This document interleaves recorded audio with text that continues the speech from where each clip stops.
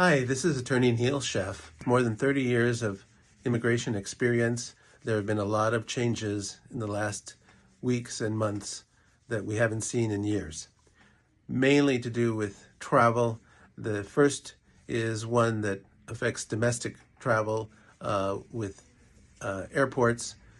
If you don't have a visa in your passport or by your change of status that's current, or a work permit, I would advise you against traveling by plane within the United States, something that I would have never had to think about in the last 30 plus years. But now TSA is working with Homeland Security and checking the immigration status of travelers.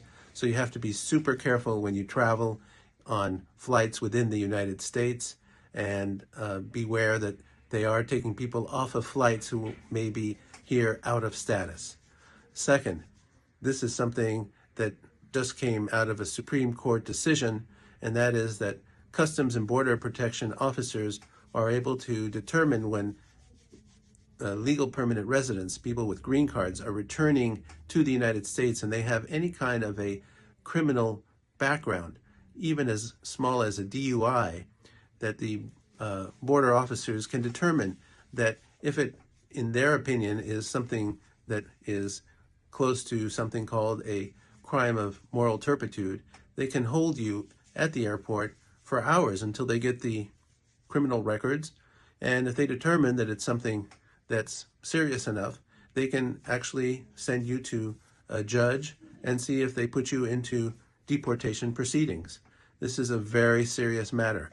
First of all, I advise you to travel with your court disposition. You can get that from the clerk at the courthouse where your criminal matter took place. Even if there was no conviction, just take your arrest records with you so they don't have to spend hours looking for them, especially if you come back on a weekend from traveling abroad. You'll be kept there over the weekend and you won't be able to be released. So be very careful.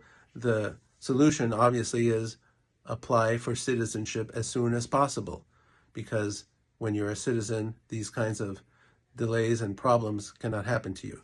Finally, traveling with advance parole. In the last 14 years, even if you were an overstay on your visa or here illegally or a DACA, you could use an advance parole to leave the country for a short period and return, and nothing would happen.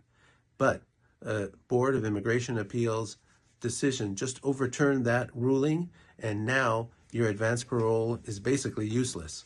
So be very careful when you use an advance parole, only if you were not out of status for more than 180 days before you applied for your green card and advance parole.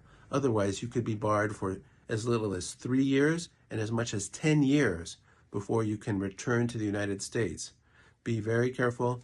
Call us for more questions or consultation, 310-446-3844, Law Offices of Neil J. Sheff, 310-446-3844, the Law Offices of Neil J. Sheff. Be very careful.